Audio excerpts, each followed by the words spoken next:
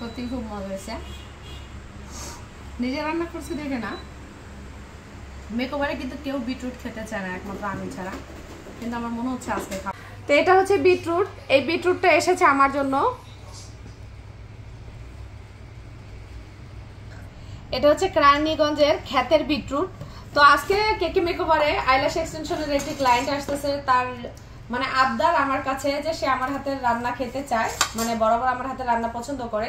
তো মেকওভারে বেশি কিছু রান্না করতে পারবো না, আমি বিটরুট চিংড়ি মাছ দিয়ে ভাজি করবো। তো আজকে বাজার করেছে আমাদের মিম, কেকে মেকওভারের ব্র্যান্ড অ্যাম্বাসেডর, যে চিংড়ি মাছ নিয়ে এসেছে। অনেক সুন্দর বাজার করেছে, দেখুন অনেক সুন্দর টাটকা চিংড়ি মাছ নিয়ে এসেছে। আর এই বিটরুটটা কিন্তু কেরানীগঞ্জের থেকে মিমের বাবা মা আমার জন্য পাঠিয়েছিল। তো এটা আমি ভাজি করব।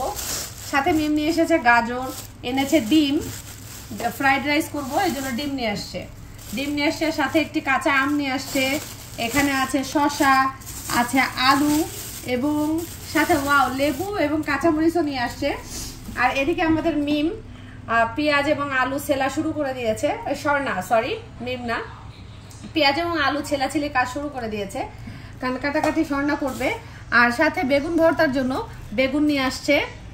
তো এটা ছিল আজকে মিমের আনা ফার্স্ট টাইম বাজার। মিমরে কখন আমি বাজারে পাঠাই নাই, আজকে ফার্স্ট টাইম গেছে, কারণ আমারও প্রচন্ড ঠান্ডা। মিমও অনেক অসুস্থ, ওর অনেক ঠান্ডা লাগছে। ঈদের পরে আমরা আসলে অ্যাকচুয়ালি সবাই অসুস্থ হয়ে গেছি। তো ফিরে আসতেছি, এগুলি কোটাকাটি শেষে রান্না বাড়াই, ততক্ষণ সবাই অপেক্ষা করুন। সব আমি এভাবে পরিষ্কার করে নিয়েছি। অর্ধেক চিংড়ি মাছ রেখেছি বিটরুট ভাজির জন্য, বাকি অর্ধেক আমি ফ্রাইড রাইসের ভিতরে দিয়ে দিয়েছি।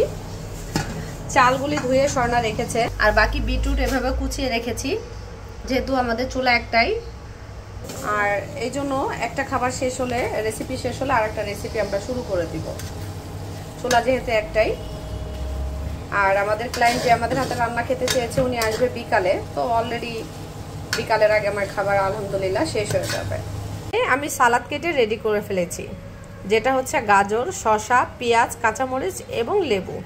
সালাদটা এখন এভাবেই রেখে দিব, কারণ যখন আমরা খাওয়া শুরু করব তখন এটাকে মাখাবো। এখন সালাদটা রেডি করব। তো আমি সামান্য পরিমাণ লবণ নিয়ে নিব, যতটুকু আমার প্রয়োজন। সাথে দেবো একটু সরিষার তেল, আর লেবু তো ফার্স্টে থেকেই কেটে রেখেছি। মেকওভারে কিন্তু সব কিছুই থাকে, কারণ যেহেতু মাঝে মধ্যে স্টাফরা খাওয়া দাওয়া করে। আর একটা লেবু আমি বেশ কিছুটা একটু চিপড়িয়ে নিব, মানে লেবুর রস নিয়ে নিব। এখন এটাকে খুব ভালো করে মিক্স করব। পেঁয়াজ কাঁচামরিচ কী কী দিয়েছি সেটা তো জানিয়েছি। আর ধনিয়া পাতা নেই দেখে দিতে পারি নাই, যদিও গাছে আছে, এখন সেরার এনার্জি নেই। আর আজকে অ্যাম্বাসেডর মিম ক্যামেরা আসতেছে না, কারণ ও আজকে রোজা রাখছে, ও খাবারও খাবে না, এই জন্য আমি বাধ্যতামূলক ক্যামেরা আসলাম। আর স্বর্ণা তো খুব কমই আসে। আর এটা হচ্ছে আমার বিটরুট ভাজি, যেটা আমি চিংড়ি মাছ দিয়ে ভাজি করেছি। আর এটা হচ্ছে ফ্রাইড রাইস, যেটা আমি করেছিলাম। এই যে আমার হাতে পোলাও বা ফ্রাইড রাইস, বিরিয়ানি সবসময় ঝরঝরাই হয় আল্লাহর রহমতে।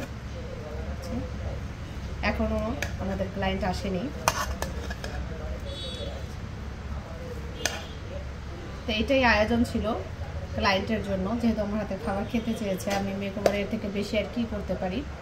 তো লাস্টে কিন্তু ফ্রাইড রাইস আমি একটু ডিম দিয়ে দিয়েছিলাম, বেশি দেইনি, মাত্র 2টা দিয়েছি। চিংড়ি মাছ হালকা দেখা যাচ্ছে। তো এটা ছিল আজকের মতো আয়োজন। খাবারটা আমি খাবো, যেহেতু মিম রোজা আছে, ও খেতে পারবে না। আবার তুমি আসবা খাবা? আমি অল্প একটু নিয়ে খাই, দেখি খাবার কেমন হয়েছে, তাদের সাথে একটু ফিডব্যাক শেয়ার করি। যেহেতু একটা মানুষকে খাওয়ানোর আগে উচিত কিন্তু আগে নিজের খাওয়া। সো আমি নিজে একটুখানি খেয়ে নিচ্ছি, দেখি কী লাগে, কেমন লাগে। এক সাইডে সালাদ নিব। ও আমি বেগুন ভর্তাও করেছি, সাথে বেগুন ভর্তাও দেবো ফ্রাইড রাইসের সাথে। হয়তো অনেকের কাছে হাস্যকর মনে হইতে পারে, আমার নিতে পারো ক্যামেরায়, সমস্যা নেই। আমার প্রচণ্ড ঠান্ডা, কথা বলতে খুবই কষ্ট হচ্ছে।